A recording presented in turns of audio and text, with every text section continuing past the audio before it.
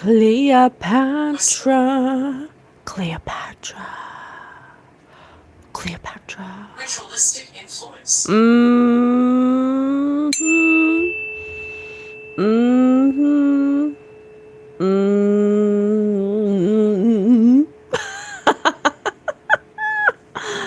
Good morning, everybody. Good morning. How are we doing this fine Saturday morning? Thank you so much for tuning into my channel. My name is Patience. I'm your favorite spirit medium. This thing's so good me. I'm trying to be embody Cleopatra vibes. Good morning. My name is Patience. I'm your favorite spirit medium, host of Spirit News on all major platforms. If you like what we do here, we'd absolutely love to have you. You can find any of our socials through the link tree in the description bar. You can go to our homepage. We're so excited to be here for another reading. Good morning. Me by the Sea. I like that. I like that name. Howdy. Howdy to ya. So, today our energy experiment is to connect with Cleopatra. I have a weird fascination with Cleopatra. I don't know what it is. I don't know why. But ever since I can remember, I've been drawn to her because she's like the only woman figure in our history books that was a ruler, or besides queens, some queens here and there, but that really, I don't know, I resonate with. I don't know why. I just find her very fascinating. I always have. I've done makeup shows where I created a Cleopatra. I actually had this moment with one of my makeup clients a long time ago, and she probably doesn't even remember this, but for whatever reason, it just stuck with me. And she was like, she's very exotic looking, and so I always, oh, Cleopatra, damn girl, calm down, girl. She's very vengeful. She's got kind of, I mean, Spirit said dark soul. Well, anyway, this girl, she was like, I said, oh, you should be Cleopatra for Halloween or something, or we should do your makeup like Cleopatra. I said something along those lines. And she got offended because she's like, Cleopatra was kind of ruthless and kind of, she did some pretty dark things. And I was like, oh shit. This was like, maybe 7 or 8 years ago. And ever since she said that, I was like, that's true. And it's funny because we often, glamorize her, and we put her in movies, and all the images of her are like this goddess type of energy. Hello, everybody. Riva Meshram. Play How Much Is the Weed Song? I don't know what you're saying. And so I was like, I've always had this curiosity, like, what if we could talk to her? And magically enough, Spirit put it into motion. Hey, Robin! Good morning!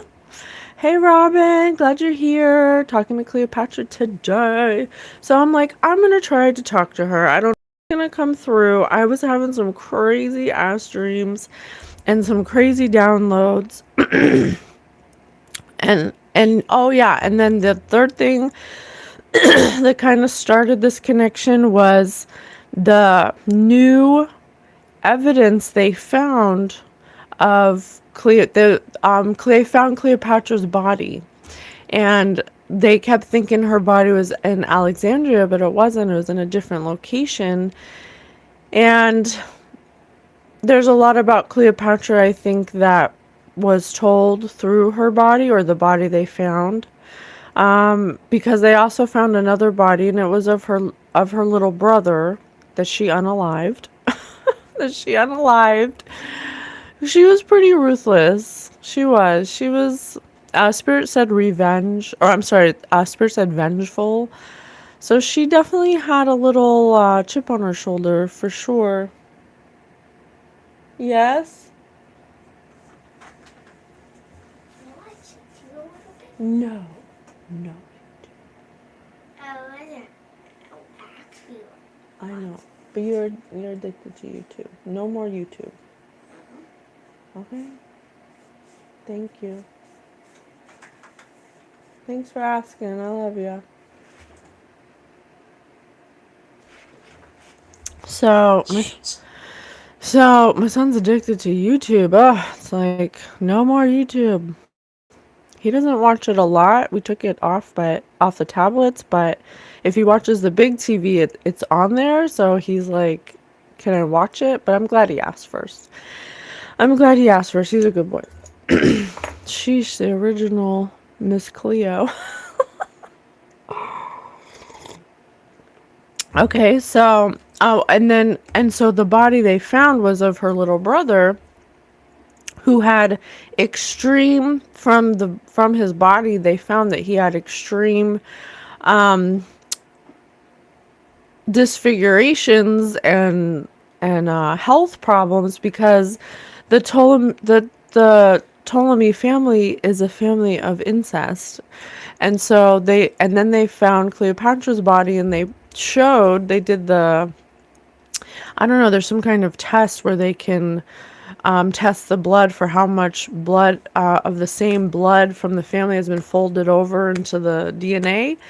And so there's that family, that royal family, that monarch family, that was doing inbreeding, and they inbred themselves out. You know, the last kings of that was like not, they couldn't even speak. They couldn't, they were so disfigured from the inbreeding. And that's the same with Cleopatra. She was, that family, the last heir, I believe, had like 25% DNA folded into their blood. Well, guess how much Cleopatra had? 45%. 45! Her mother and father were her brother and sister. And then every heir was she married two of her brothers, killed them. She killed her little brother, her little sister. She was ruthless. And not to mention that she probably, or most likely, with 45% of the inbreeding blood within her own blood of her brother and sister, she most likely was not beautiful, like all of the pictures depict. It's so funny that natural disaster. It's kind of like, yes, thank you, Spirit. Spirit said natural disaster. I'll get to that in a minute. She grows up to be in a family where you have to keep it in the bloodline. So everybody's a relative of each other. Everybody. And then you get to her, and she's 45%. She's going to have abnormalities. She's going to have defects. She could have had goiter, like a really large neck, and that's why she wore these big neck things to cover her neck. She had Graves' disease. She had bulging eyes, so she did the eyeliner to, because she thinks she's the embodiment of Isis. But I wonder why she thinks that. Because her actions do not show that she's some divine being. She's killing people. She has a drinking club called the Intimitable Livers. Together with Mark Antony, she formed a drinking society known as the Intimitable Livers, which is such a funny name. It sounds like a rap group or something. The group engaged in nightly decadent and luxurious feasts, often playing reckless pranks on residents in Alexandria. Well, when you're drunk and you're trying to embody a goddess, I wonder what else she did. Okay? And then in the end, she was overtaken by Octavian, who later became Augustus, but he spread rumors about her and propaganda that she was a harlot queen and a fatal monster, which, I mean,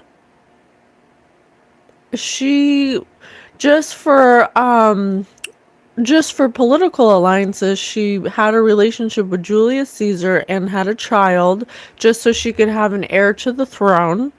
And then when he got assassinated, she got with his side right hand man, military guy, Mark Antony, so she could have a strategic alliance with him.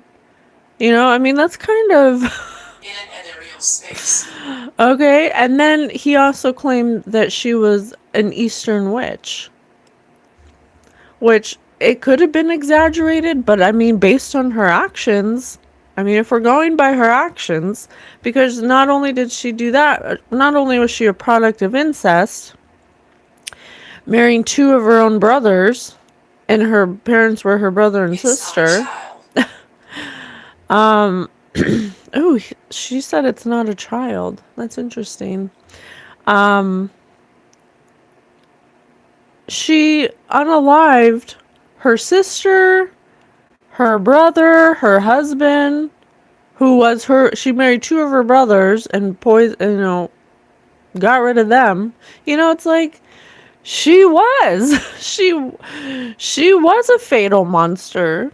She did a lot of shitty things.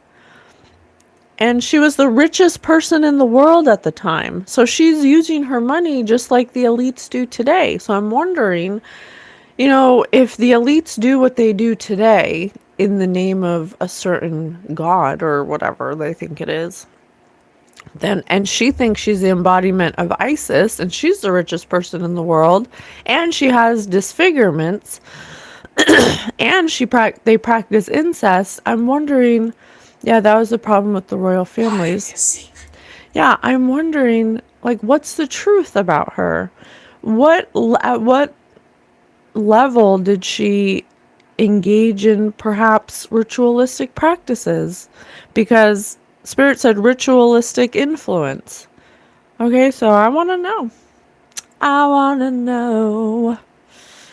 I want to know. So I did pull some cards just to kind of like, you know, I asked her to give me an idea, and this was the first card that came out. Yeah, she started ruling when she was 18 years old, possibly even being groomed to be a ruler before then. So she's a child learning. You know, I will say she did know a lot of languages, and she was very smart, strategic leadership, intellectual and linguistic skills. You know, which kind of goes back to like being very left-brained, just like these rulers, just like, you know, Epstein. I'm not saying she's like Epstein, but I'm saying I'm seeing a pattern of people who are very like in their masculine energy, who are very logical, who are very strategic, who are very militaristic, that are very controlling. You know, they all have one common denominator, and that's power. You know, they want control and power through dominance. And it's very interesting because all of them have this common denominator, this like very logical approach to everything instead of an emotional one. And so we have to remember that because she has 45% of her DNA, of her, I mean, of her family's DNA embedded in her DNA, like, doesn't that lead to like some kind of mental disruptions as well? You know, like, wouldn't we think that leads to having faulty mental capacity? You know, it makes you very immature. It stunts your, I think she was smart intellectually, but perhaps emotionally, like, there's nothing, you know? So it's like putting a child into power and then expecting them to have all these answers, and it's a lot of pressure. So I'm really getting that. And also this blackboard reminds me of the blackboard behind Epstein as well. So Overcome. Yeah. It's a lot of pressure, especially when you're in a boys' club, when men are the rulers. I got this card when men are the rulers and they're all boys too. They're all immature. They're all fighting to be number one, to get the catch and to have everybody look at what they got. And, imagine growing up in this kind of environment where you're the only girl and you're supposed to, you want to be the number one. Yeah, it's a boys club. So starting, and then I got this one, which was funny. So appropriate. The pyramids are a lot older than Cleopatra. The pyramids are very old. And so you have all these rulers coming in that see the greatness of the pyramids, and they're like, trying to be that level of excellence, but in a very, stupid way. The people, whoever built the pyramids is not walking around in only their masculine energy. To even be able to build the pyramids, whoever built them would have to be in touch with a lot more than just their masculine side, because it's an engineering feat that even today we cannot accomplish with tools of the trade. Okay. So trying to be as great as Isis, saying that you embody Isis, but then not doing or participating in any of the divine things that Isis would be a part of. And I will say, I'm not into goddess worship. I think they're all like ascended masters. I believe they're all ascended masters, and they all have duality, and depending on the human that focuses on the ascended master, you can embody the dark parts or the good parts or both when it is called for in a diplomatic way. But this girl's going out and she's freaking, she's talking to her siblings who are also her competition, and she's, in secret planning and plotting and poisoning them, and then wondering, why she's not winning. It feels like that. Why she's not winning. She's being overtaken. All right, boxing fans, you can stay if you want, but if you're gonna be disruptive and you're gonna be naughty, I'm gonna get you out of here. I'm gonna give you one. Oh, then okay, I see what's happening here. Trying to love bomb me now. Look at the bird on this beak. Beak on this. Okay, that's it. I'm sorry, boxing fan. Whatever your name is. No, you gotta get out of here. I'm tired of ya. Oh, thank you, Robin. Thank you. Thank you. Okay, so. Oh, and then there was this. And then getting with people, Julius, Caesar, Mark Antony, who's equally as immature as she is, because they probably had to rule at a young age as well. So, very interesting. It's like this weird disconnect where you want to be the ruler, you want to be the number one, but what if that is not meant for you? What if that's not what you're supposed to be? What if these bloodlines are forcing themselves to be part of a narrative that isn't meant for them because I don't know why. I don't understand it, but forcing something that's not too much suffering. Spirit just said too much suffering. It's like forcing a peg into a circle. You know what? Anytime anybody puts something up 3 times exactly the same, there's a lot. There's a bot. Oh, I gotcha. Good to know. And so it's this weird disconnect where you say you want to embody Isis. You grow up in a family where there's inbreeding to keep it in the bloodline. And there's something about Alexander the Great. The Ptolemy line was like the general of Alexander, and for 300 years they've been inbreeding. And then finally it gets to Cleopatra, and she's 45% inbred, and she's got disfigurements and probably she probably has honestly mental health issues. How can you possibly operate as a leader and be so ruthless and vengeful and expect the outcome to be good? I don't understand. I don't understand. Was she from the Habsburg family? And she was from Spain, and they are Spanish. They invaded. That's right. They were ugly. Spirit said connection. Spirit said connection. Well, I think the connection that Spirit wants us to make is the same with the elites in our current society on fire.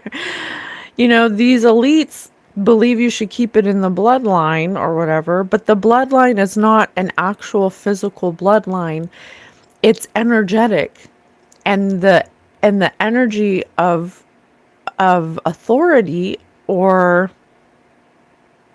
I don't want to say royalty because that makes it sound like monarchy, but everybody has divine inheritance, and it's not a physical manifestation of DNA, it's energetic. And so these people have this weird, and this could be just this could just be incarnating, you know, lower astral entities that want to keep it within a bloodline so they can keep reincarnating. I don't know. Or there's something about needing an energetic signature to be able to keep coming into physical form or have vessels to use. There's some kind of connection with that. And I'm not an expert. I'm learning with you guys as we do the readings, but we're trying to understand the energetic part that the elites have knowledge to, that they get from lower astral entities. We're trying to understand it from a higher perspective, and Cleopatra is a key to that. Okay, because she comes from the same, it's just an imprint of the same ideologies. Okay, just in a different time. When I was a kid, my mom told me that we were from English royalty, and I thought that was cool. Now I'm like, oh God. Now you're like, oh no, that's not cool. They only have one thing in mind: destruction. I don't think they do. I think that because of their perpetuation of this ideology, of this belief system, they've created this like cycle or pattern of not, I don't know.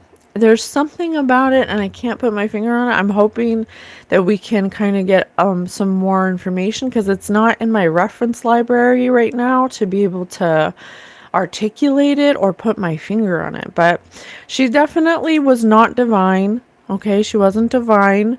She was vengeful. She was ruthless.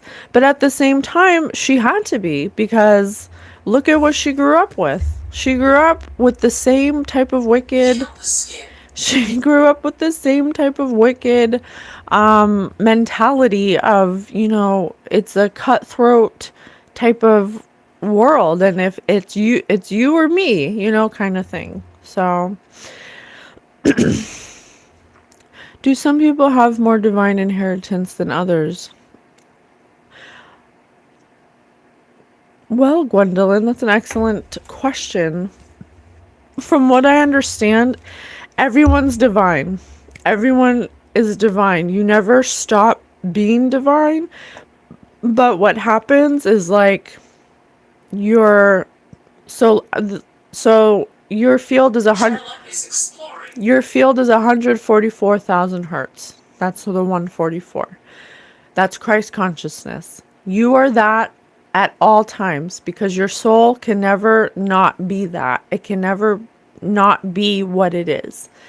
But what happens when you come into density and you go into your family of choice and you go through the patterns and the beliefs and the trauma, it dirties your field. So it's not so much that you're going down in your frequency, it's that it's being shrouded, or it's being hidden, or you can't receive the divine messages or feeling because it's covered. It's like dirty.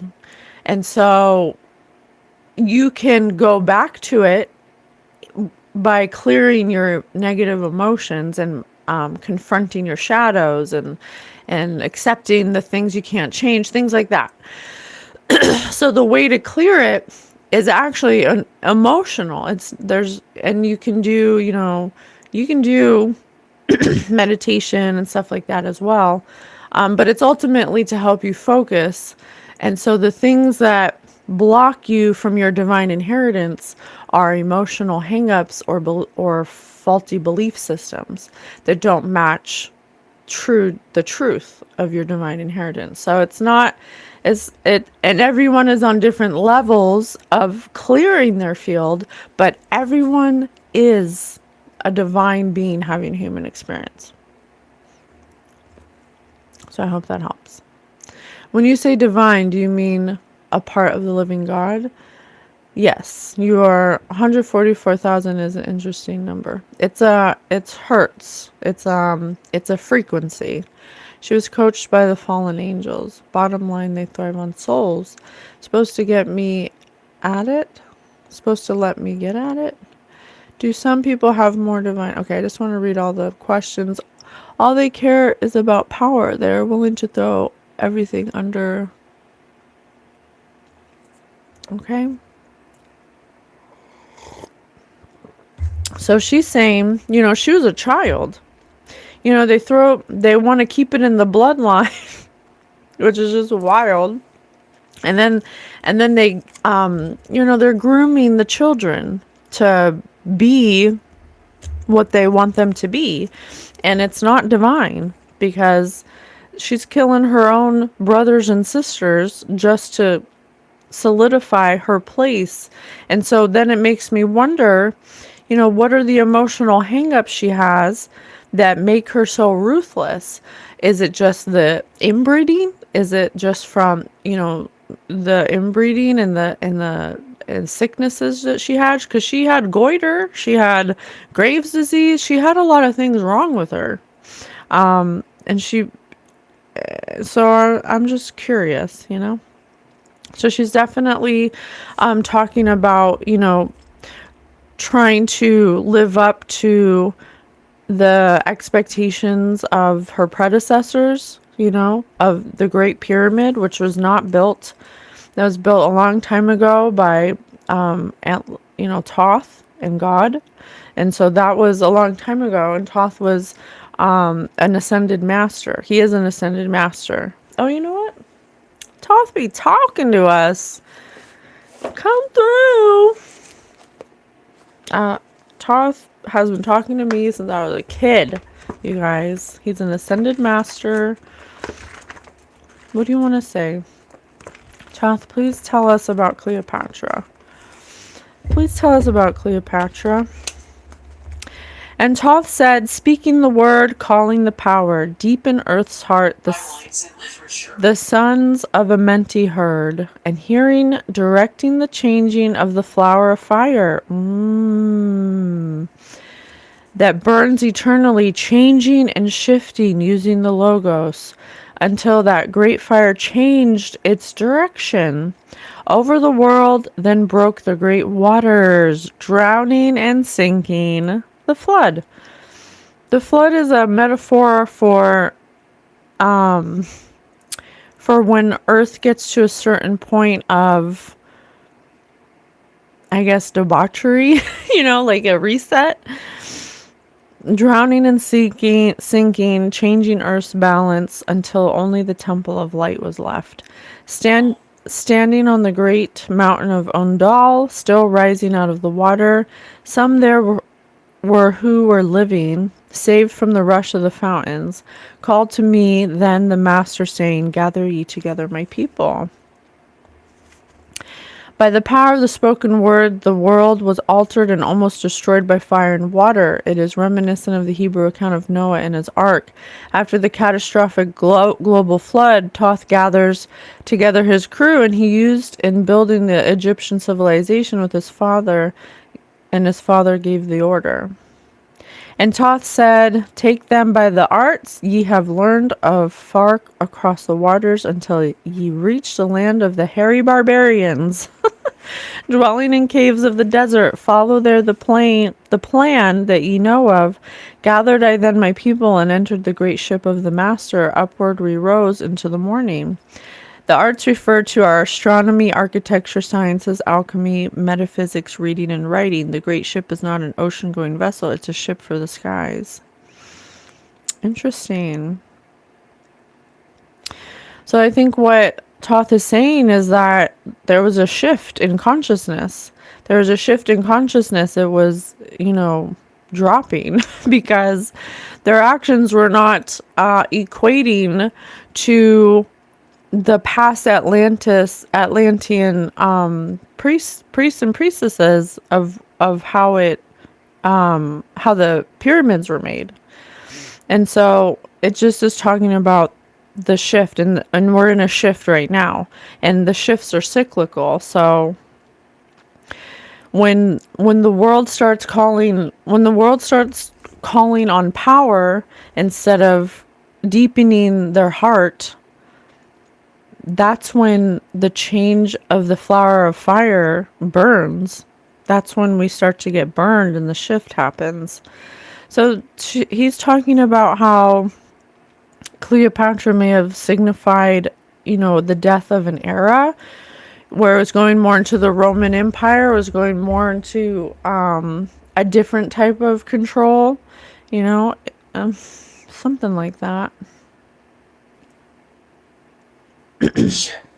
Ship. Spirit just said ship. And this says the great ship is not an ocean going vessel, it's a ship for the skies. Dark beneath us lay the temple. Suddenly over it rose the waters, vanished from earth until a time appointed, and the great temple until a time appointed was the great temple. Fast we fled toward the sun of the morning, until beneath us lay the land of the children of Chem.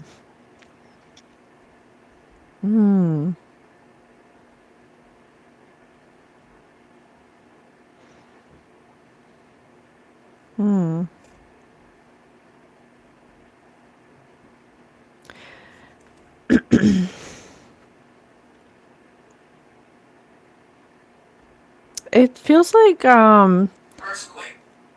earthquake. Changing the earth's balance. Spirit just said earthquake. I don't know if there's going to be an earthquake or if that's metaphorical.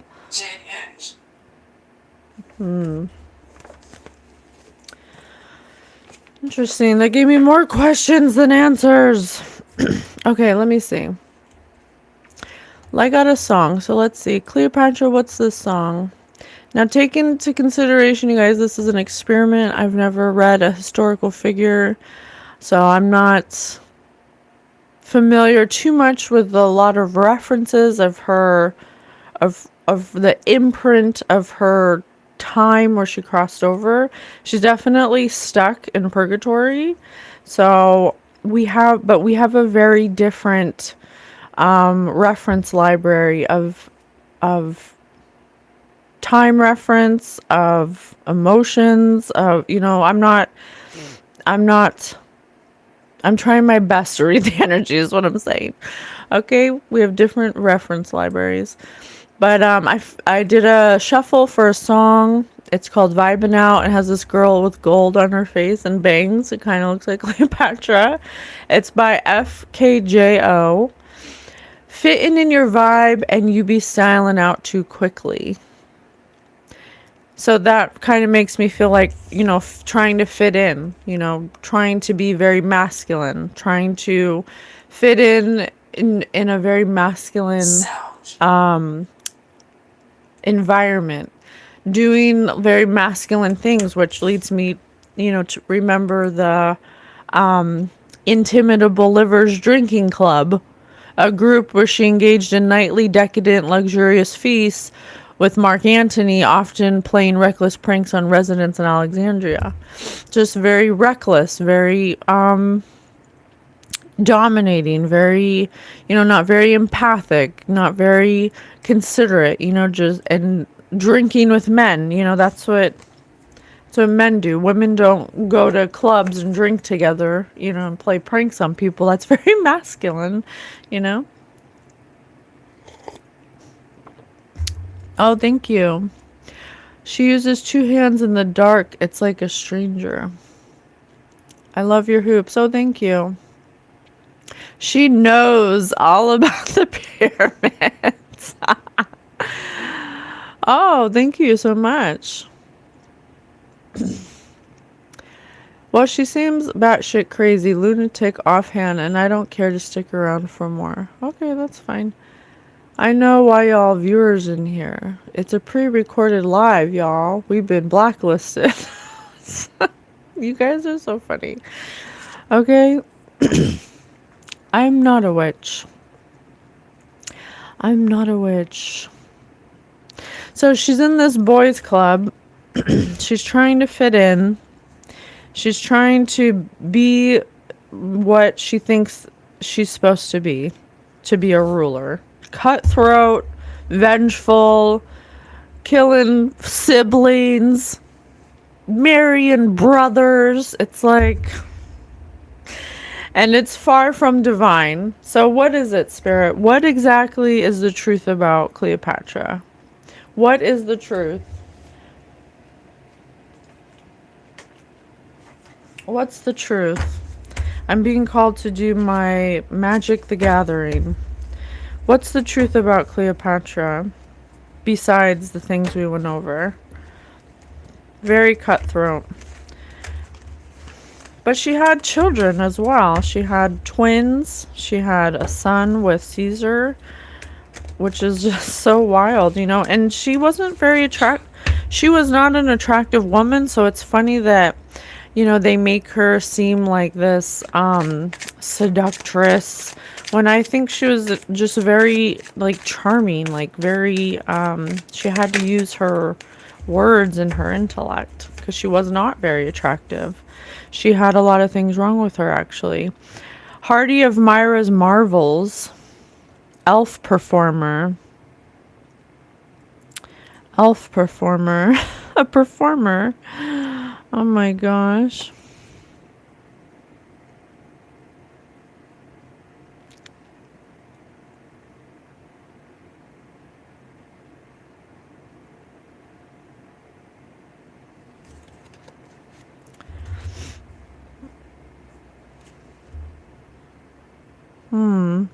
This says partner. Cast a spell on your partner.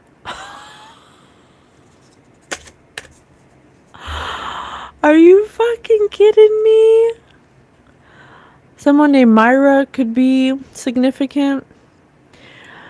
She may have cast love spells on these men. That's why she got them, because she was not attractive.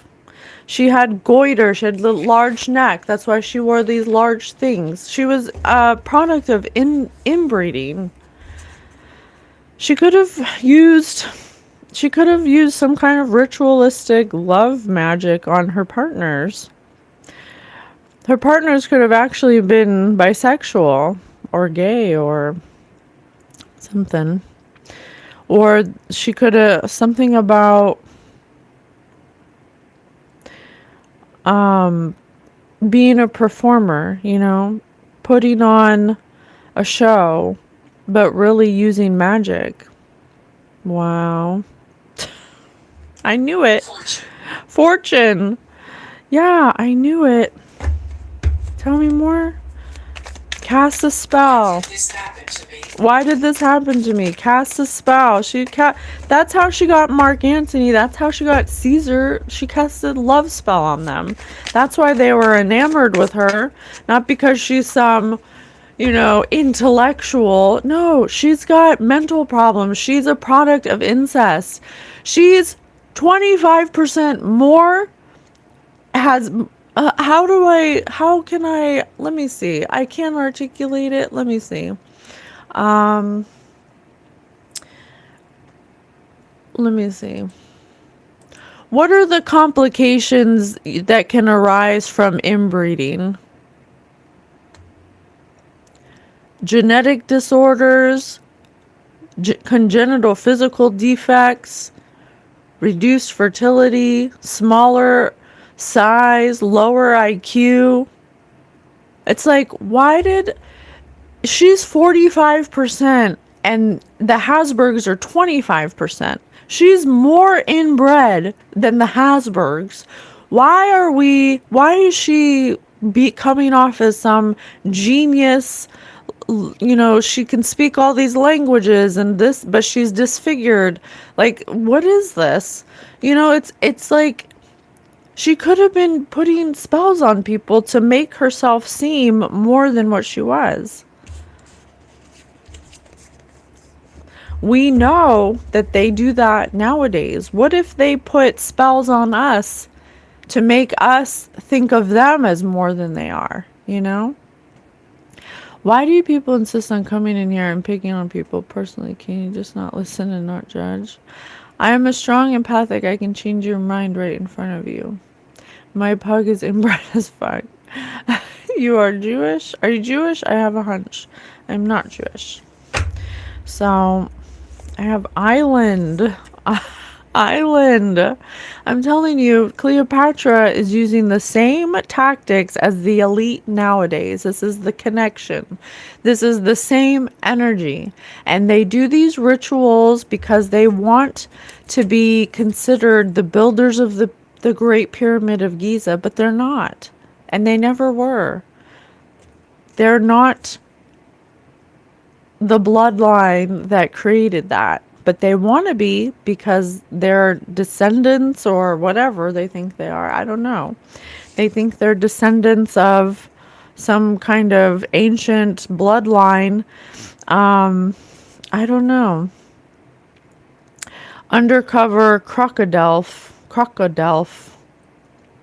Spells are ideas in the mind. It is a reflection from the mind. It's not your soul. Exactly. Like a compass. What did Grace say? Why your nose pointing to the left? You guys are obsessed with my nose. You gotta get over that. Came from other location. I have elf crocodile detective.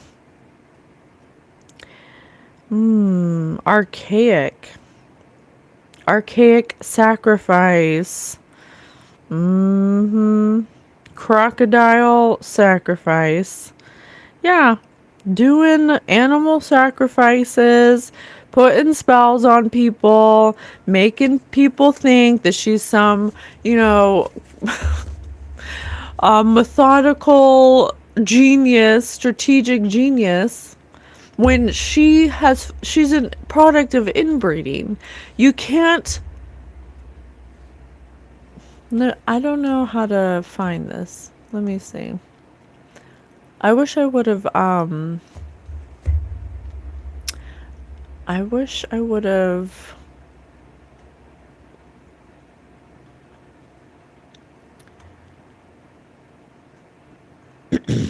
let me see. Maybe if I go into AI mode.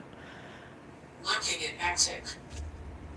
Development issues, lower cognitive function, and higher rates of intellectual disabilities.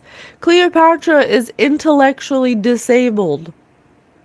The body we found, the testing that was done, proves that she was such a product of inbreeding that she had multiple things associated with inbreeding. How is she going to be this genius person who speaks in 10 languages? And no, she's got a mental problem. She's killing her own siblings and marrying her brothers and then killing them just so she can be in power. And she's using magic so people look at her like the embodiment of Isis. Tell me why she's the embodiment of Isis. Why did she think she was the embodiment of Isis? And this says disguise. You guys, she's a crocodile. She's part of the elite. She put a spell over the people. I mean, it did say that she did, what did it say? The positive thing she did was economic management. She bolstered Egypt's wealth, stabilizing the economy and controlling the currency.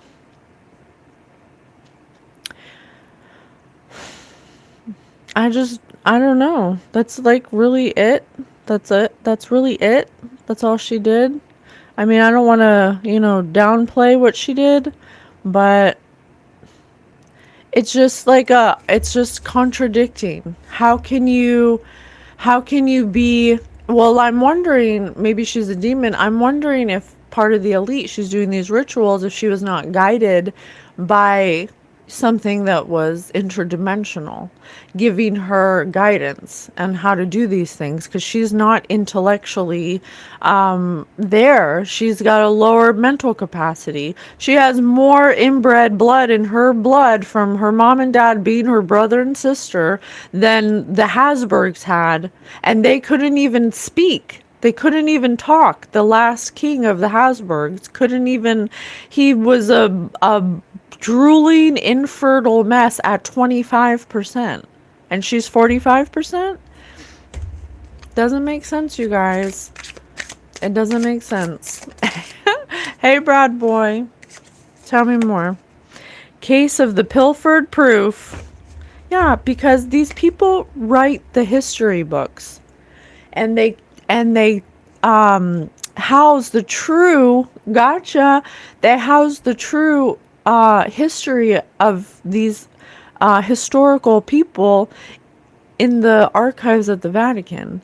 And they do that because they don't want us to know how deep their ritualistic bloodlines go. And it goes way back in the past. They're always trying to insert themselves. Cocoa? Spirits like cocoa. Like chocolate? Like COCOA. Whenever a detective enters the battlefield under your control, under your control, mind control. Oh my gosh. Sickness. I tell you, sickness, you guys, I tell you all the time, this ain't nothing new. Nothing under this, everything under the sun's been done. This ain't nothing new. Pharaoh's powers fluctuated between him and her and the high priest. That's a gotcha. Yeah, sorcery. I'm telling you, they use magic to blind people to the truth of their true spirit. But just like the post I made on our community page for the Galactic Federation message, now's a time where we're going to have to use our discernment.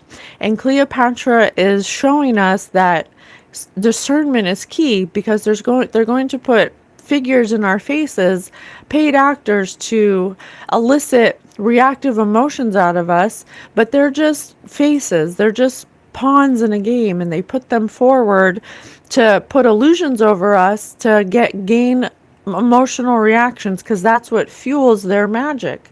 That's what fuels their ability to control the narrative.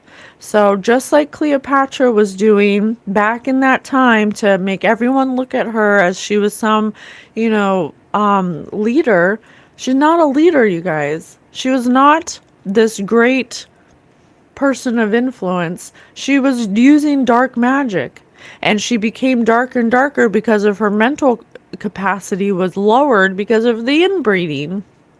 And she also had a lot of medical conditions.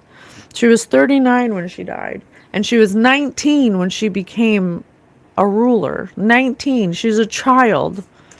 She was a child, isolated, stuck with the expectation of being like Isis, but she's really like this.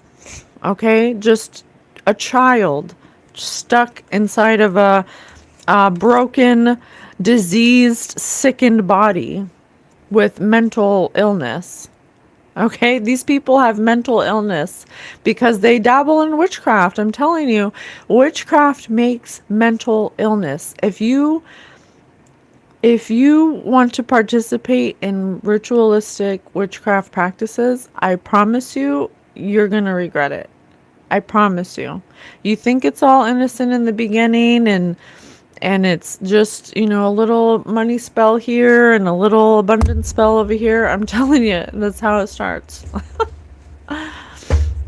And that's how it starts. Yeah, don't get caught in that trap. Yeah. I'm sorry, Kelp. I don't know anything about fecal retention. I don't know about that.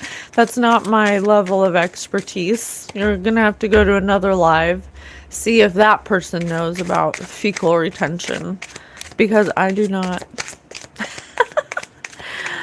Tell me more about Miss Cleo.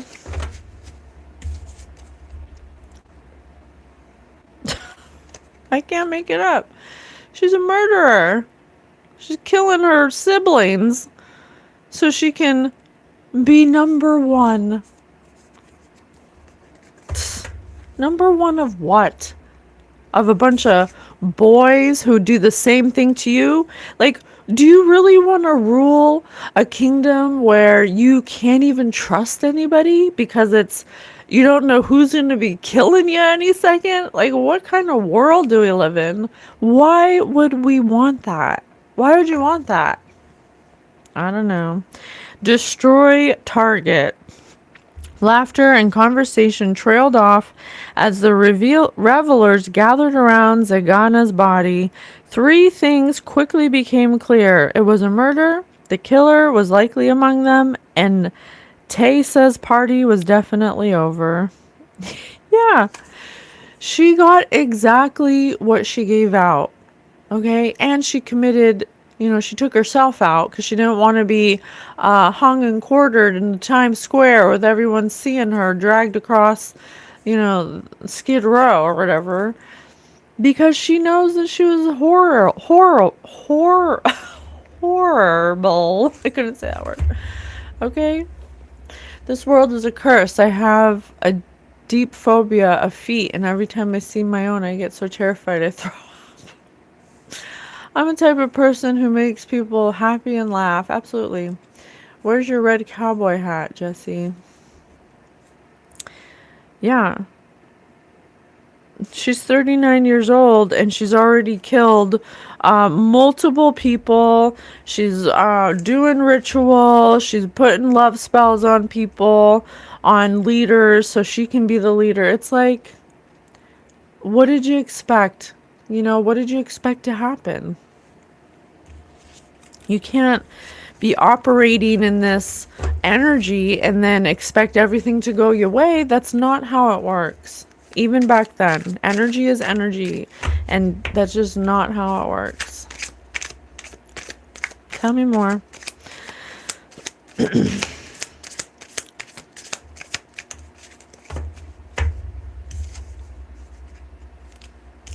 And I have island under island again. Oh, this is such a cool card. It's so beautiful. Look. It's like holographic.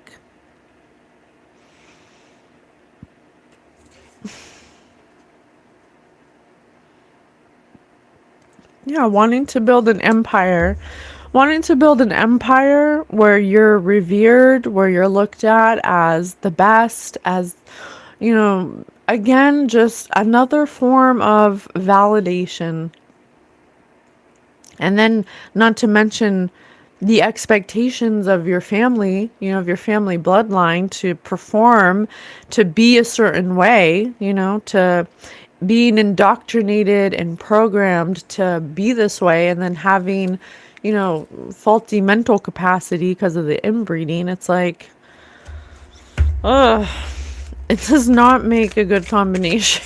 Okay, it does not make a good combination. Give me one more. Just one. Again, this island. I have island 3 times.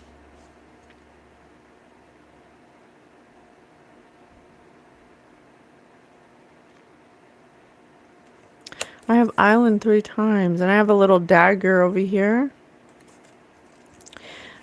Yeah, it's like you want to be adored and you want validation, and yet you're killing your family members, you're poisoning other people, and you're doing love spells on people, and you're committing these atrocities against people, and yet you want to be validated and you want to be adored.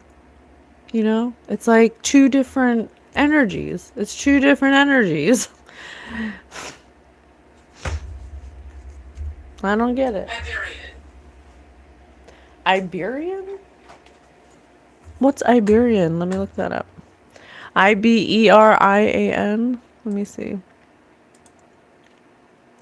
Iberian?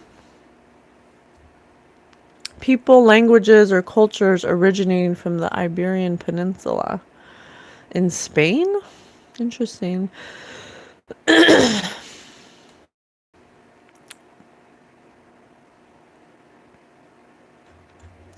I don't know. Maybe there's a family in Spain that's inbreeding. I don't know. I think there's an emotional lure because they're dumb as fuck. Why are women so easily misled into divination and witchcraft?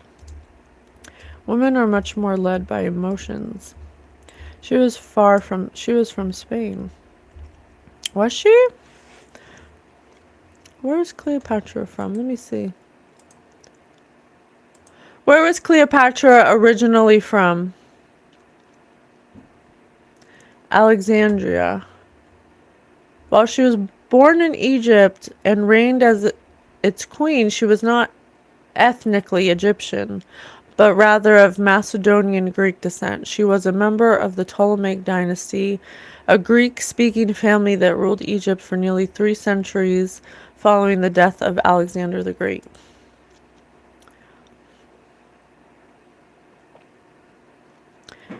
She was born in the city of Alexandria, which served as the capital of the Ptolemaic kingdom. She was the last active ruler of the Ptolemaic kingdom of Egypt. Okay, tell me more about her. Oh, that's okay. That's all right. Tell me more about yourself, Cleo. Let's do an imagine if. Imagine if Cleo were choosing hotel accommodations. Which of the following would she deem most important? The size of the bed. Yeah, she's the size of the bed. A king size bed. She's very demanding in that way. She's vengeful. She wants to be decadent, and she's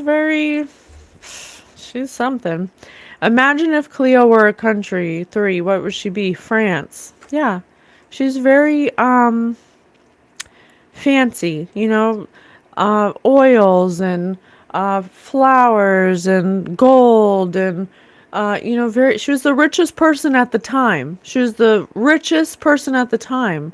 Now imagine, fast forward today, the richest people of the world are doing the things that she did back then. Okay, tell me about the things that are similar between the elites now and the elites then. 6. Imagine if they were a type of headgear, virtual reality, manipulating energy to manipulate their people's perception of them because they're horrible. If we could actually see them through the lens of our divine discernment, we would break the spell and we would see that these people are not who they say they are. And they put spells over the collective to make them look a specific way so we don't see who they actually are. They've been sacrificing humans for a long time. This is nothing new. It's just a different modern format.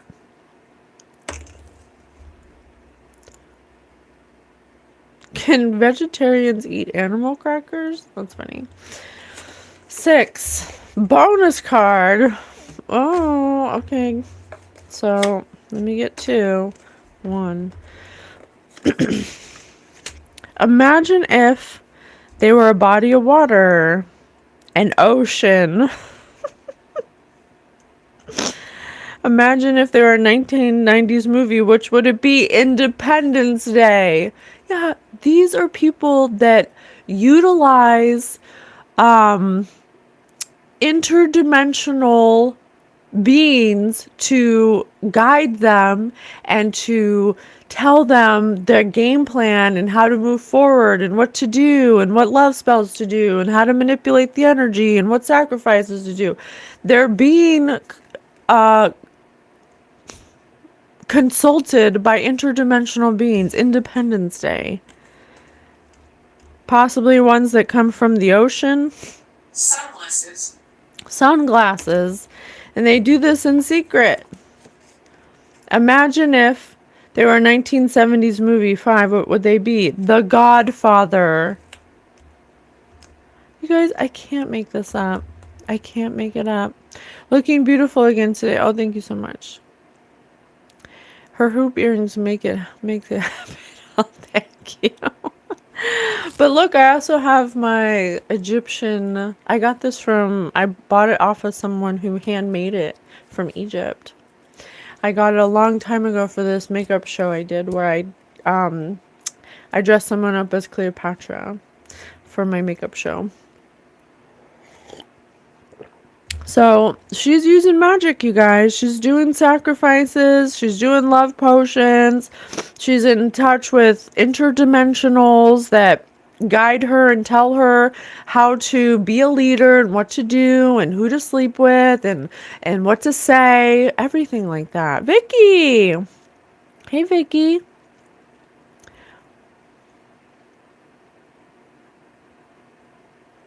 Yeah, you should, Vicky. Go do that. I think that hell is empty and the devil and his demons are here. I think hell is what you make it. I think hell is a perspective. Oh my god! Thank you, Sausaman. Thank you, Sausaman. Thank you so much. I appreciate that. Give it a like and a heart. Thank you so much for the super chat. Okay, imagine if she were a room, a wine cellar, just like her freaking, what was it? Her Intimitable Livers drinking club. Yeah, she's drinking, she's doing drugs, she's doing love spells, she's playing pranks on people. She's not a leader. And yet, I'm just saying, I'm not saying that, her lessons aren't valuable for us. Every human has their own experiences, but she is part of an elite bloodline where it's very similar to what they're doing nowadays. And so I want to know more about that connection. Tell me more about that connection.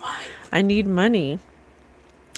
Imagine if she could acquire one of the following natural abilities too. The ability to contact the spirit world. I cannot make it up. I can't freaking make it up.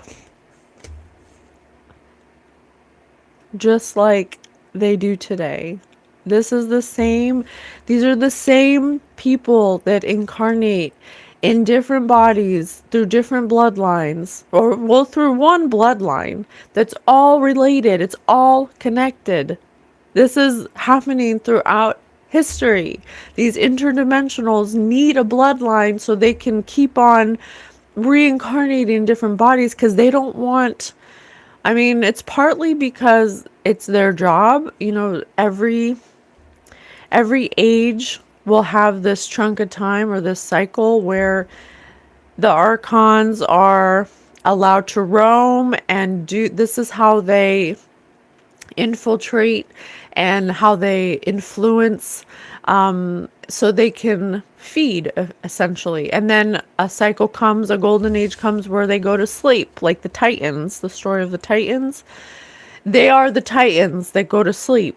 And then in the golden age is when it's a different ruling factor, where it's a divine factor, where we're closer to the sun, and we have where we're all have telepathic abilities, and we all come together, and we know how each other feels, and we help each other, and so on and so forth. Okay, let me get one more. I cannot make it up. The ability to contact the spirit world, because she does divination, but in a bad way. She does the seances, and she puts love spells on people. Cleopatra. Imagine if Cleopatra were a gift. What would she be? A book. Oh my gosh, that's so funny, because in the picture I made for the thumbnail, I made that, and I had made it with AI, and I thought I'm sorry, I'm getting tongue-tied. The download I was getting is she was very mature, because she was, and so it was almost felt like Degrassi High School. Remember Degrassi? Vicky, I really appreciate your love and support, but you're being a little distracted for me right now. If you don't mind, I don't have answers for you, and you have to have answers for yourself. I spent my days amassing wealth. So I need you to calm down your comments, because I don't have answers for you. I'm talking about Cleopatra right now. And if you can't tell, I'm very upset about this. So happy it's funny. Okay, Vicky. I'm sorry. I gotta block you. I know you're going through a hard time, but you gotta control your emotions. Okay? You're watching you're watching too many readings, and you think everyone's about you, and you're getting confused about what you're going through. So I'm sorry, but I'm not here to give you messages. I'm trying to investigate Cleopatra's energy, because I want to understand her. Okay, that's what we're here for today. So a book. So in the thumbnail I made AI, I made I thought it'd be funny to put Cleopatra, Mark Antony, and Julius Caesar as teenagers. As teenagers 1920s. At a high school, because it's kind of reminding me of very immature drama from Degrassi High. And then I put their statue bus over the faces to make it, more realistic. But they put a really old book in her hand, and this says book. Imagine if Cleopatra were a gift, what would she be? A book. If she could write a book, she would be able to tell you that she was using magic. But I think that these families pass down ancient knowledge that's within a specific type of book. They use very ancient old practices that use animal sacrifice and stuff, and that's why they're so into it, because they don't understand exactly the way that the energy exchange works. And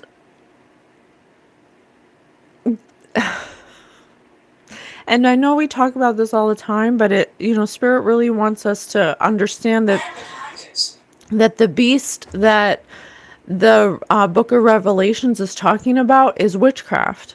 The society, every cycle, people who dabble in witchcraft, it ends up coming to this peak where, there's so many people that are dabbling in witchcraft, or that are products of witchcraft or that are being affected by witchcraft or energy manipulation, that it becomes like a reset, a flood. Just like Thoth said, because the programming gets interrupted by people enforcing these ritualistic energy manipulation illusion tactics on the collective, and then it trickles down from the top and then it goes to the bottom, and multiple people start to dabble in witchcraft, and that takes away from your vital force, and people get stuck because they don't understand that they've given all of their vital force away through the witchcraft. And that's why you have to do the sacrifices, because you did witchcraft to receive abundance, and it took from your field, which everyone has. It took from your electromagnetic field, and you got the abundance. But then once you were depleted and you're in the negative, now you have to do, now you get influenced by these lower astral entities to do a sacrifice, because they don't have any vital force either.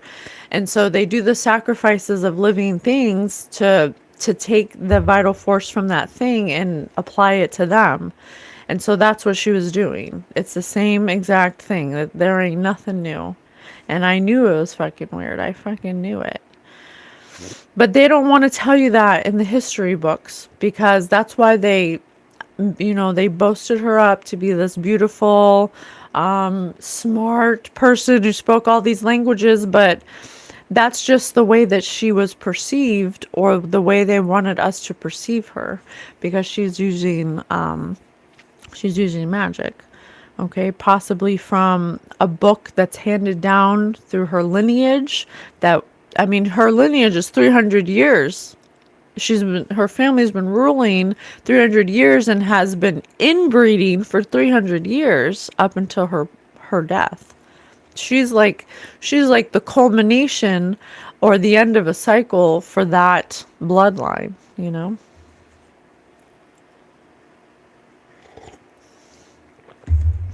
All right, what else? Very fascinating. I'm fascinated. Tell me more, Spirit. What else? And she was called a witch by Octavian Augustus. That she had a dark persona. That she was a harlot and a fatal monster. Which she was. She killed people. She killed her own family members. I'd say that's pretty dark. Professor Quantum answered his phone to hear an excited Professor Beaker telling him about his amazing invention. Quantum, you won't believe what I've just discovered. I've developed a liquid that is so powerful it will dissolve anything. Do you realize the benefits of such a product? It will turn the industrial world on its ear. For a few grand, I'll cut you in on 40% of the action. Quantum replied, there's no doubt in my mind of the value of such a product. But before I invest any money, I want to see proof of your claims, and of course run a few tests of my own. No problem. I'll bring a half-liter of the liquid over in a few minutes. Quantum sighed and replied, on second thought, I'm not interested. Why would he lose interest in such a valuable product? Professor Beaker could not have brought a sample over, since no container could hold a liquid that would dissolve anything.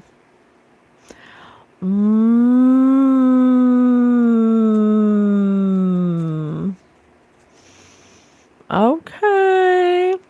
So she's saying that she was trying to trick Octavian, because she's trying to be the leader of Egypt. She wants to be the leader, okay? She wants to be the ruler.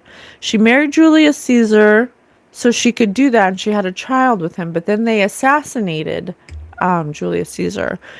But Octavian is the next ruling heir to Caesar, because he's the nephew of Julius Caesar.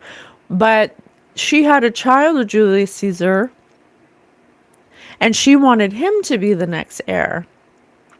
So she's telling him she's trying to solidify her place with Octavian, so she's not death, so she's not discardable, and she's trying to kill him. But she's trying to put a spell on Octavian, but Octavian becomes wise to it. There's something that he wouldn't drink or something that he wouldn't touch, because she's like some kind of spell maker. She makes potions, and she's a witch. Okay, she is. She does witchcraft, and so he may have realized the trick. He may have gotten word, or maybe someone told him. I'm not sure. Or there's something that she said. That made him not interested, that like gave her up or something. And he realized that she was, going to try to kill him. It could have been, oh, drink this wine.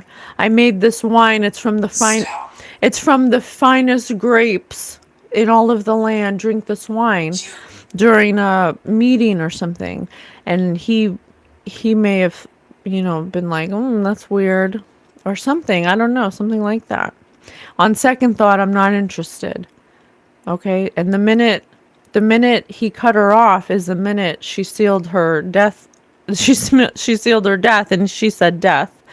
She knew she was going to die, and that he was going to come for her, because she couldn't put a spell on him. Why couldn't she put a spell on him? Why didn't the spell work? Because she was being pompous. She thought she was very arrogant. Once you're doing magic on people and it works over and over again, just like this says, she's done this many times and it works on multiple people. But there's, Octavius it didn't work on. So there's I don't know why it didn't work. Let me see. This says 40 kilometers. Maybe he was protected, or let me see.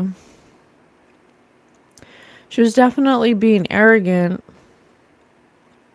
Maybe in her arrogance, that's how she slipped up. She wasn't being careful. She was being, too eager. She wasn't being patient enough in the way she was presenting whatever the spell was. It could have been a spell of words, She could have said something that was not sufficient of the information needed to solve the question or to get him on board. There's some kind of distance. There's some kind of distance he put between her once he heard something. Maybe it was her attitude. Maybe it was her pompousness, her arrogance, the way she was speaking to him. Maybe he questioned that. Something like that.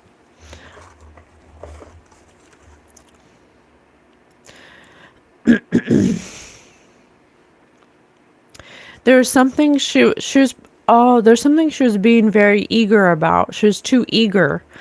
She was trying to set in concrete some kind of plan, or some kind of working together that she was too thirsty for. She was trying to get clearance for. And so that may have been something that made him more aware of what she was trying to do.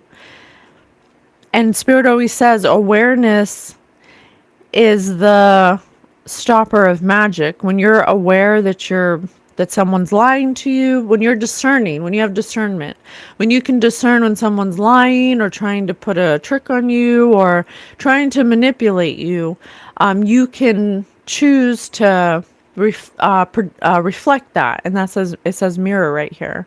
And so there's something that she said or did that was where she was trying to get him to drink something or eat something or take something that had magic on it, and that didn't work.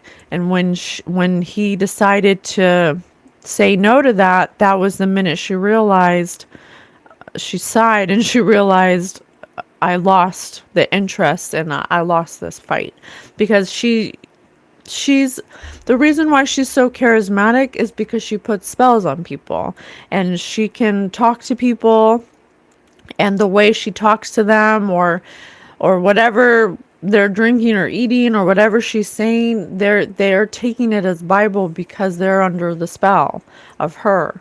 And so they think she's some great leader, and they want to do everything she says, and they're enamored with her, and they see her as something that she's not, because she's projecting magic onto them. And Octavius is not. There's something that he saw in that, and broke the spell. Interesting.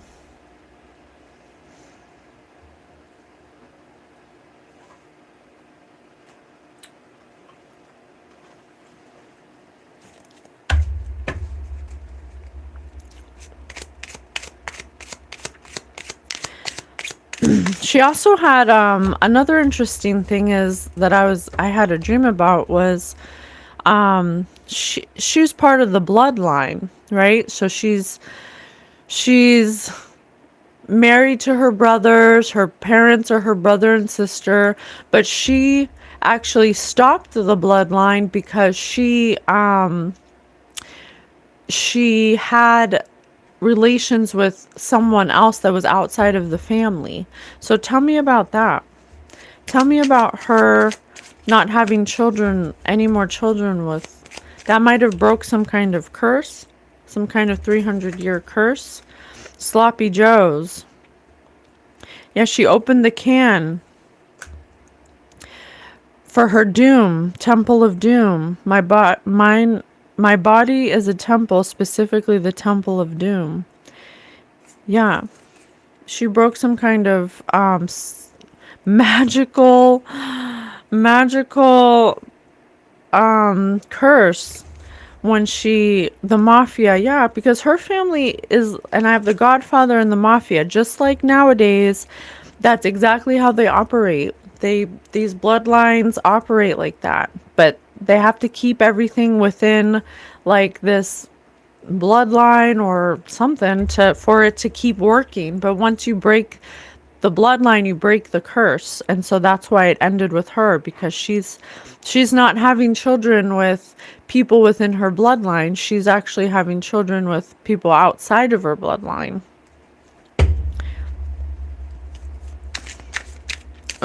Bound by a blood oath and sworn to secrecy, of course. Now we have to kill you. The Mafia, a loose association of criminal groups bound by a blood oath and sworn to secrecy.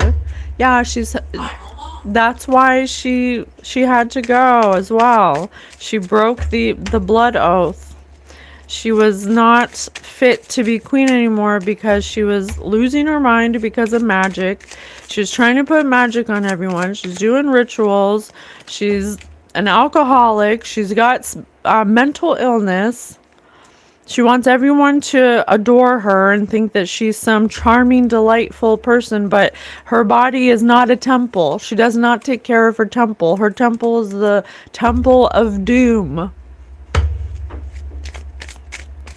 So she had to go because the Great Chicago Fire, the noteworthy fire of 1871, a hot time in the old town.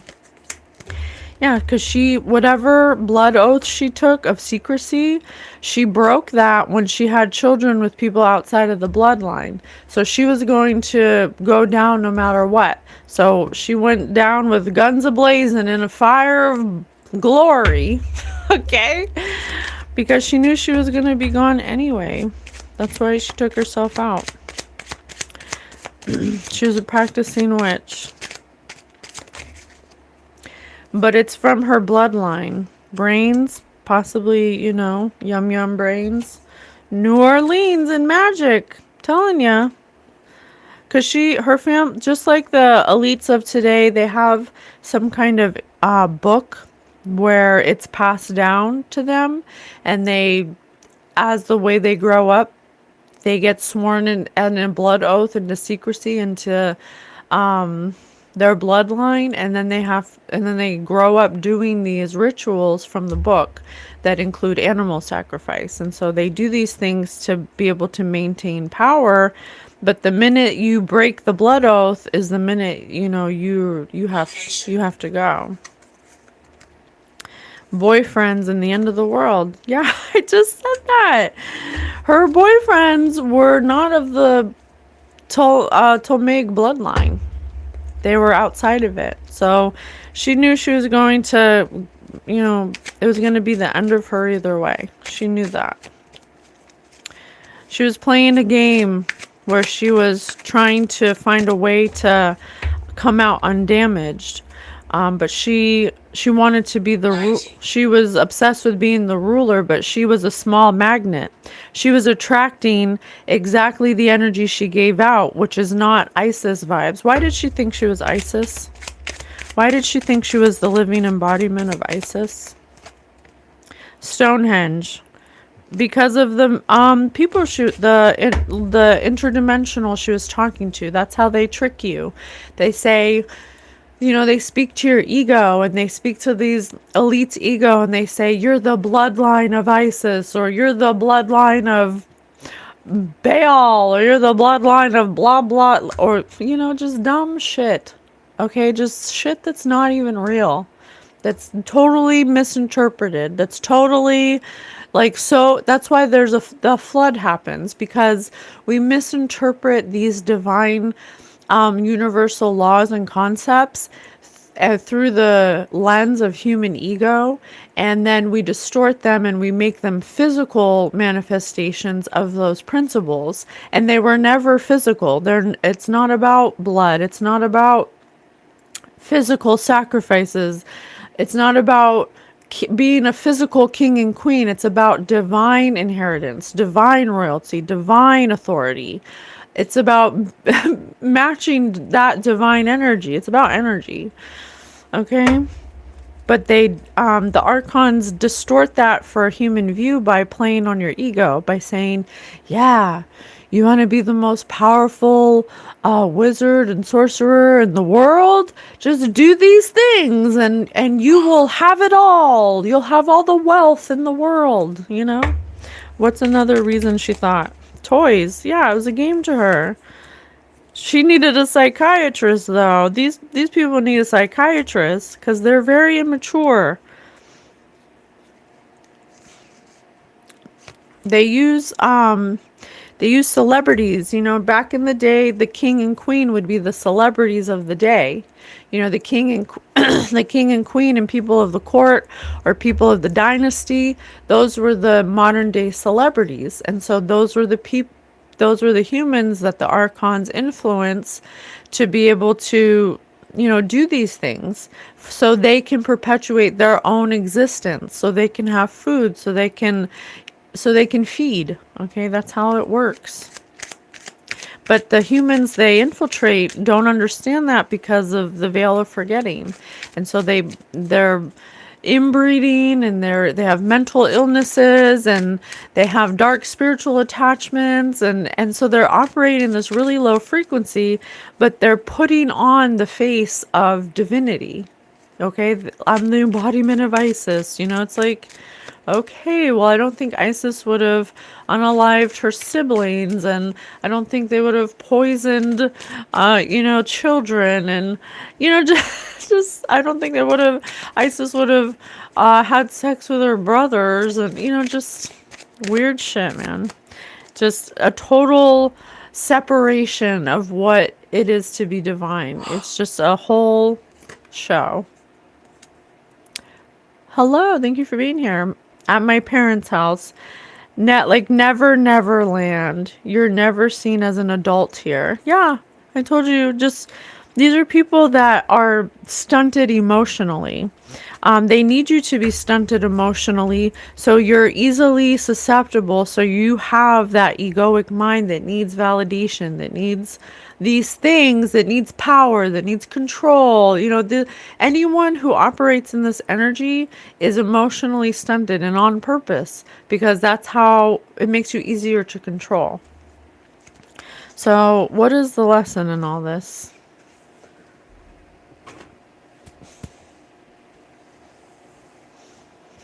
What is the lesson?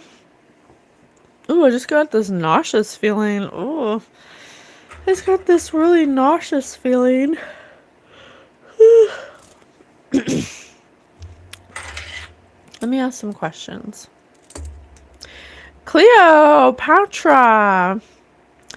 did you grow up in a family that used witchcraft? Yes. Did you think that witchcraft was just a natural part of your daily life? Yes. Did you think twice about inbreeding or witchcraft being anything less than normal? No. Did you have to keep your witchcraft and blood oaths secret? No. Oh, are you saying that everybody knew what you were doing? Yes. Was it normal back then to dabble in the witchcraft arts? Yes. Wow. Are you stuck in between worlds right now? Yes. Are you stuck because of all the magic you did? Yes. Are there things that you still regret doing that keep you stuck? Yes. Are the elites of today the same elites of your day? Yes. Are they doing the same practices and rituals that you were doing back then for power? Yes. But do they nowadays do it more secretly than you did? Yes. Is it because now it's frowned upon to do these practices out in the open? Yes. It's the same shit, you guys. The elites are not who they think they are, or who we think they are, or who they present themselves to be. Just a repeating cycle of low acting emotions and unintegrated humans using witchcraft as a way to control the outcome of things so people can like them because their parents didn't like them. Is really like ultimately what it is.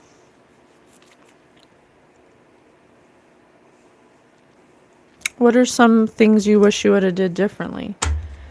What are some things you wish you would have did differently? Or what are some things that we could do differently? Like, what's your advice for in retrospect? Emotions and feminine energy. Being able to be more in feminine energy and not just masculine energy. Being able to be balanced. Because I told you that these people operate in masculine energy in their ego, where they feel they have to be in control. I put a mask on. Yep. Yeah, competition, rivalry, comparison. This is the energy she was in. Sometimes it motivates, but it always destroys. It can motivate you to do more, but the means in which you're doing it are very cutthroat, very competitive, victoriously. And you may be victorious in these actions and you may get what you want, but you'll also lose everything in the same way you got it. It's just like that saying when a woman gains a man who cheated on his wife, you'll lose him the same way you got him. It's the same thing. It's the same advice. My advice is let's go on a date. Thanks, Lisa. Good morning. Thanks for being here. When did you transition? I'm a woman. In what do I compare myself to others, and why exactly is that? Do I enjoy competing? Does competition inspire me or exhaust me? Oh, these are great questions. She wishes she would have asked. These are great questions that she never asked herself in the moment. She's saying in the moment, I just took action without pausing, and the feminine action is the pause. The masculine energy is the action, but the feminine energy is the pause. So, okay, you get the thought in your head. And I was, oh my God, that's so funny, Spirit. Thank you. I was getting this download when I was brushing my teeth, but I just kind of like said, oh, okay. And I didn't think about bringing it up. But what I was thinking is, you know, God gives us free will to choose, right? To choose. But we also have the veil of forgetting. And we come here to see how long it takes for us to remember what we actually are and how we actually operate and how connected we all are, okay? And so you're allowed to get a thought in your head. You know, you may look at someone, you get a quick thought of, you know, why does she get everything? You know, why do they get, why are they so pretty? Or whatever the thought is. Why do they get all the wealth? Why do they get all the girls? You're allowed to have the thought, and that's fine. That's you have thoughts, you you can't stop having thoughts. But the choice is in how you act upon those thoughts. Do you ask yourself questions? Do you stop and say, why am I comparing myself to this person? Am I enjoying this thought? But instead what happens is we take that as some kind of competition, and then we act upon that thought in a negative way, trying to compare and compete and put ourselves in a rivalry where we want what that person has to be better than them, but we don't ask ourselves why or if it feels good. And so she's saying, I wish I realized I had a choice, because that's the masculine part of that thought. But then the secondary part of being balanced is including the feminine aspect. So, okay, I had that thought. Why? Now you pause and you say, why am I comparing myself to them? What is it about that person that makes me feel uncomfortable about myself? And then, instead of going forward with an action in a competition to bring that person down, to knock them off their square and put yourself in their square, you say, what is it about them that makes me uncomfortable, and how can I get to that level? You know, and she's saying that I wish I would have did that. I wish I would have. If you want to be the embodiment of Isis and ascended master, then you have to have both of these qualities. You have to be able to do both of these things. You can have the thought, but what are you going to do with that thought? How are you going to proceed forward? The masculine is the action. The feminine is the emotional part. You know, how does that make me feel? Does it feel good when I put myself in these rivalries? Does it feel good emotionally? Sure, I got to win and it feels good in that moment, but like I said, you're going to lose it the same way you got it. If you're pushing people out of the way to put yourself in positions of what they're in, and you're knocking them down, there's going to be someone that comes along and knocks you down too. So how can we do it differently? If I want to be in a position, if I want to be a leader, what are the things I'm doing to be seen as a leader, as a just leader? You know, if you're not doing the things that, it comes to that thing, like, do you want to be respected or do you want to be feared? You know, is that if you want to be feared, then you're going to attract people, places, and things that elicit fear, you know? I come to YouTube to live, to feel better about myself. Well, great. I'm glad that you have a platform that lets you feel good for a little bit. Yes, I always try to be respectful and positive, right? Exactly, because it's about energy.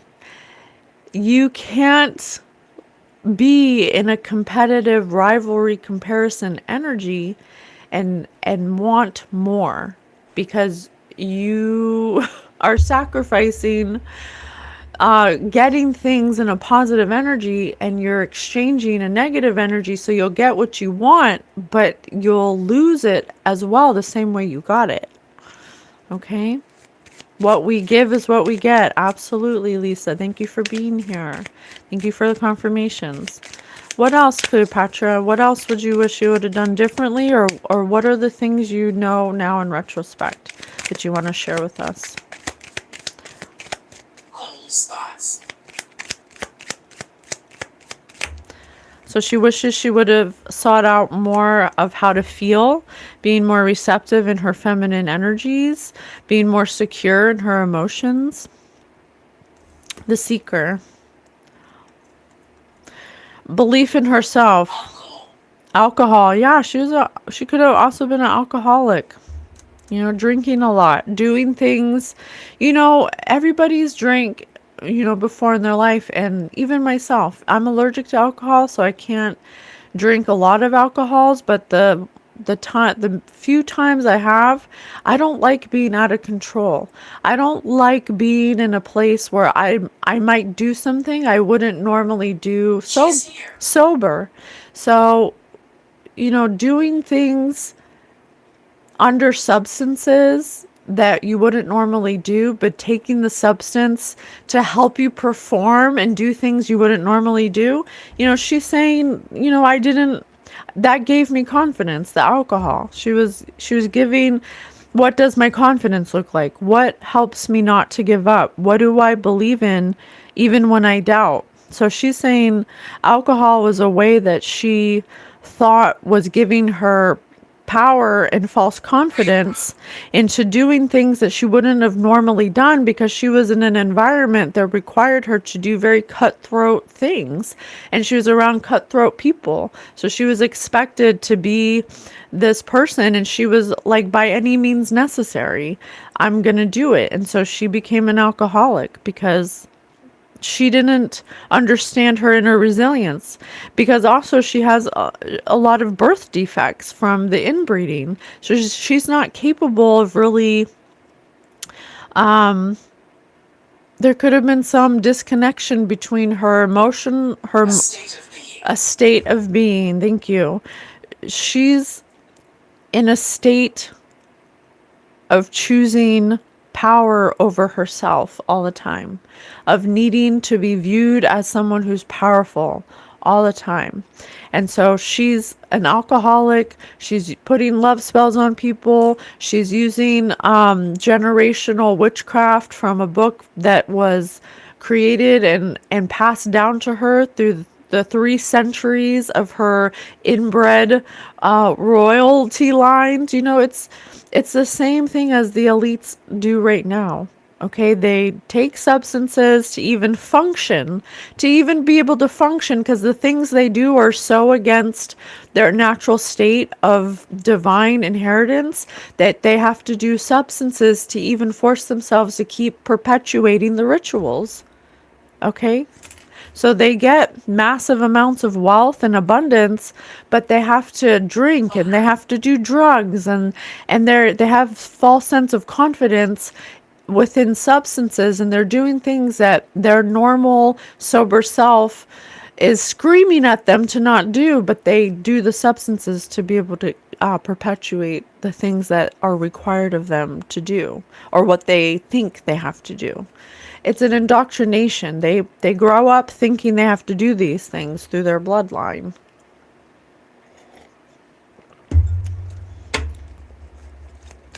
I mean, to be fair, she was already at a disadvantage from the inbreeding. Her mother and father were her brother and sister, and she's already practically, a small person because of the growth defects.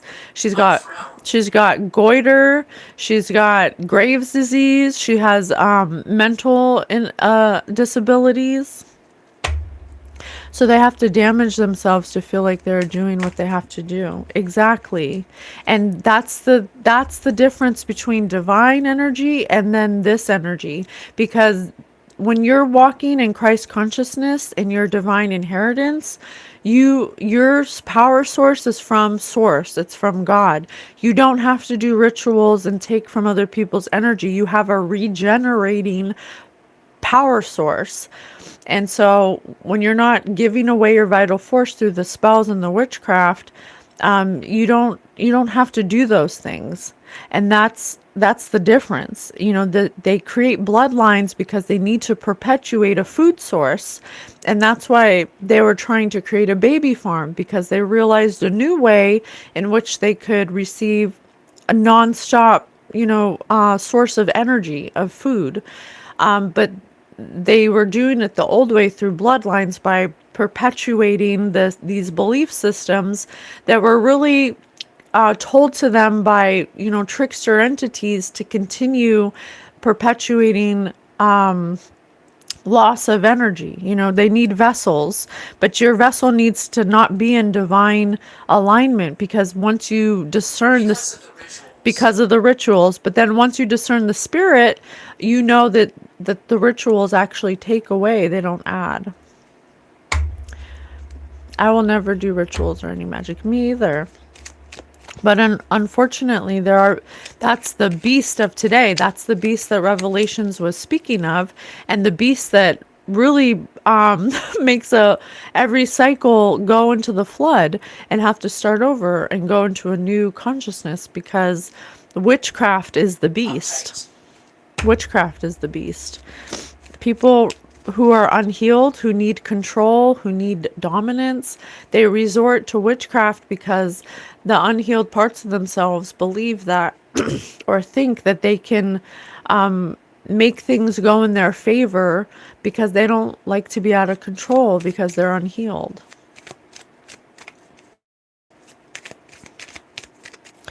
So that's why Spirit has us, that's why Spirit has all the readers, why witchcraft always comes up, because witchcraft has to be done in secret for it to work. But once you become aware of witchcraft and energy manipulation, because they can use it through energy weapons as well that they created through back engineering, but whether it's through witchcraft or it's a directed energy weapon, it's using the same type of energy manipulation, where it's using intrusive thought and it's entering your wound, your energetic emotional wound, to be able to penetrate your mind.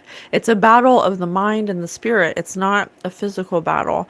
And so it becomes bigger and bigger because we aren't taught in our society how to heal our emotional wounds.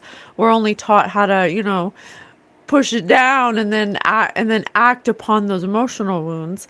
And those are the very wounds that perpetuate the need for control and dominance. Man, I'm so glad I scrolled on your live. Thank you so much. Oh my gosh, thank you. Thank you, Lisa. Thank you for being here. I really appreciate your presence. Thanks for sharing energy with me. Hey, Scovie. And so that's why Spirit has all the, Spirit said really, has all of us talking about, we might not know who we're talking about in most of the collective reads, but there's so many people who have access to the internet and the age of information that you can look up any spell you want. And so it's more readily available.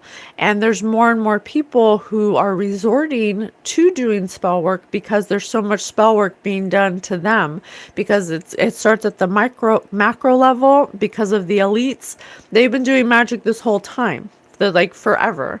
And so then it comes down into our reality on a micro scale, and we get affected by friends who do it, family members who do it, work people who do it, and it affects us, and we're like, what the hell's going on? Why is everything, breaking down for me? And we don't know that there's people in our environment doing witchcraft. So then ooh, throat shakalaka.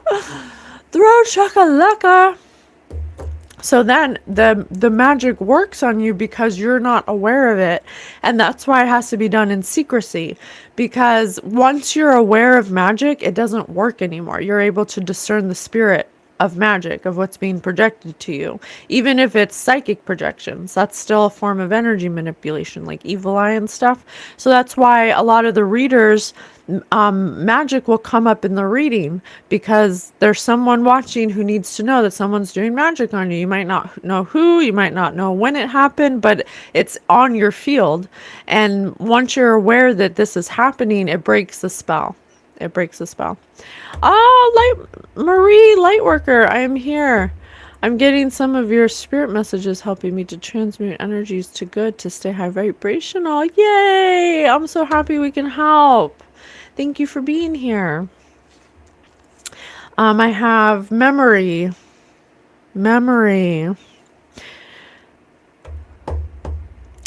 I let myself soften. This card is about allowing yourself to soften, about releasing control and relaxing into true self. What can I let go of today?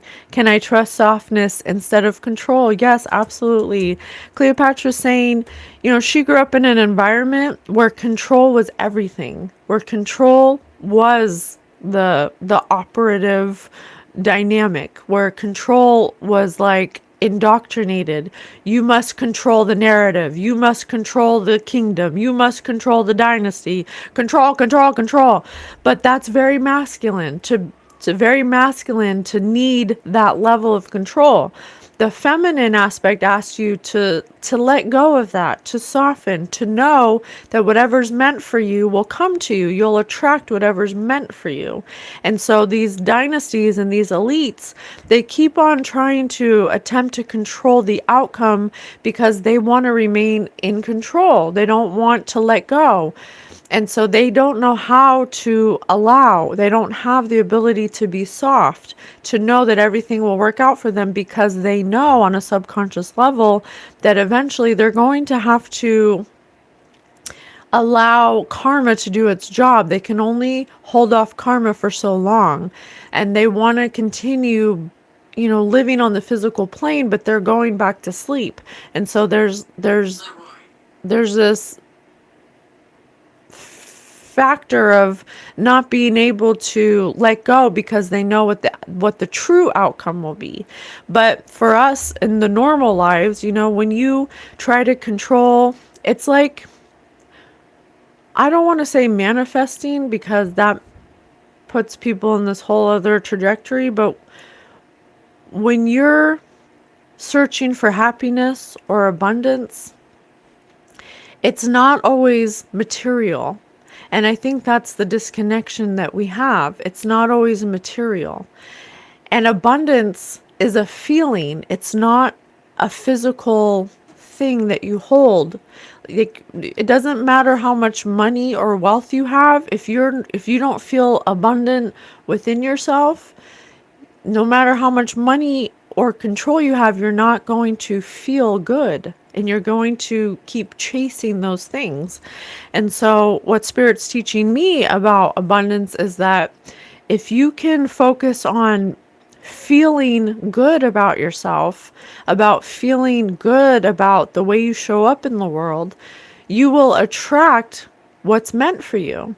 But if you keep on forcing yourself to be the Queen of Egypt, and you keep on forcing yourself to perpetuate a timeline that's not meant for you, then you will keep receiving obstacles because that's not what's meant for you.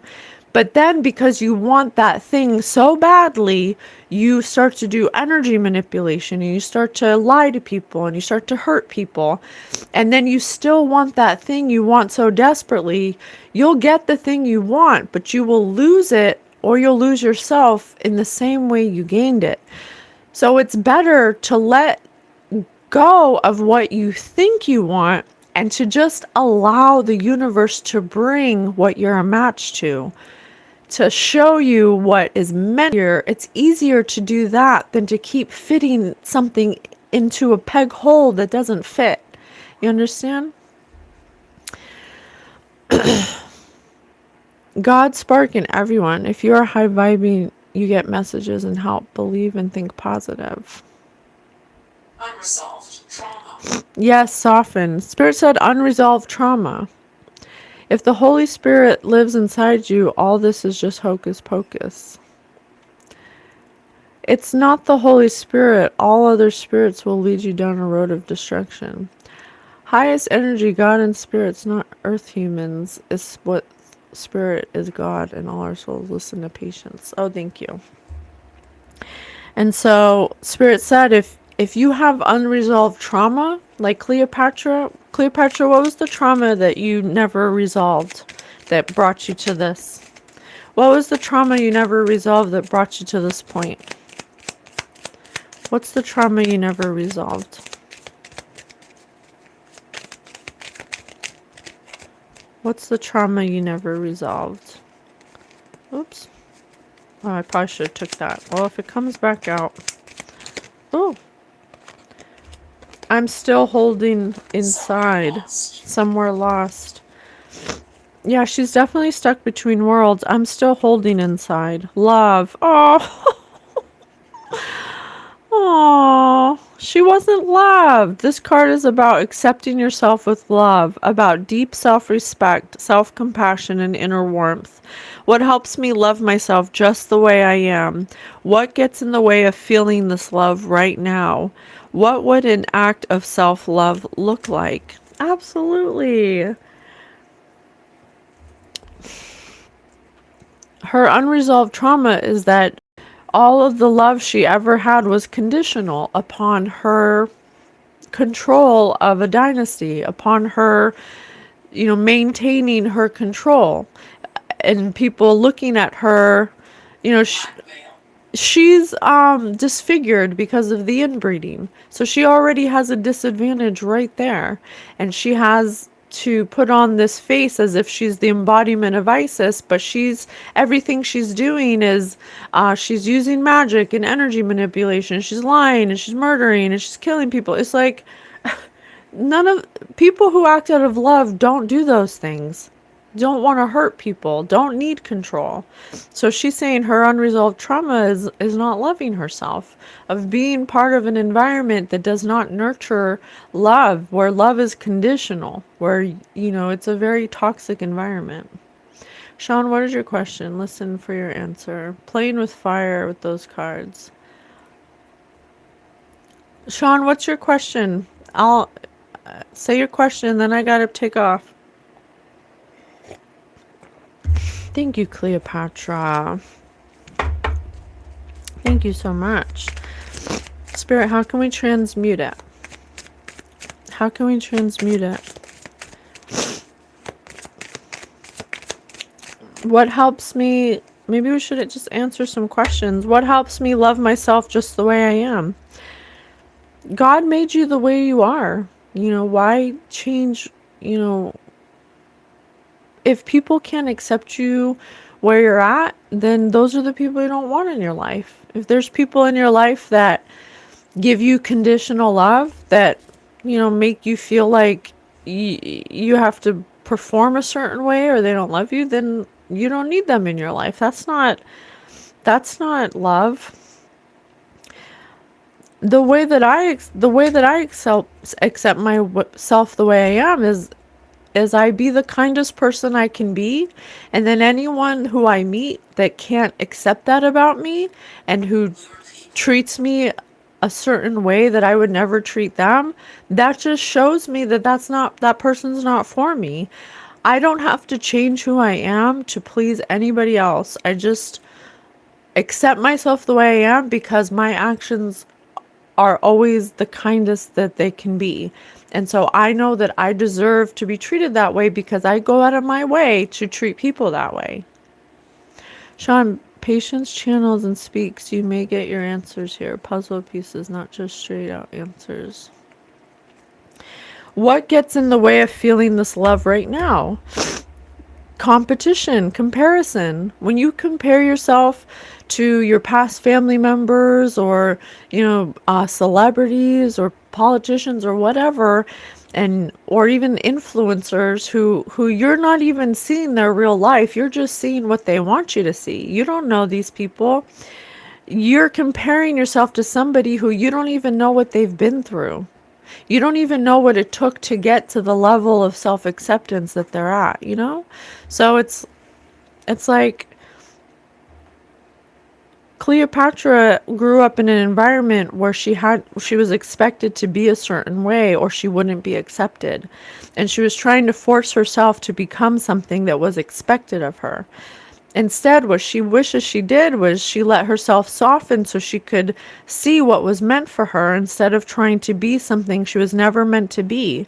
Just because you grow up in that environment doesn't mean you're supposed to be a specific thing. You could venture out and be something else. So ask yourself, what am I forcing to happen that's not meant for me, that's not out of love, that's out of needing validation? These are the questions we have to start asking ourselves. Okay? I gotta go, you guys. I'm going to the gym. Divine light, we'll end it here. I am an expression of love, and I shine like the sun. My inner light is my strength and my treasure. My intuition guides me to discover the wonder and goodness of who I am. Repeat after me. I am divine light. I am an expression of love, and I shine like the sun. My inner light is my strength and my treasure.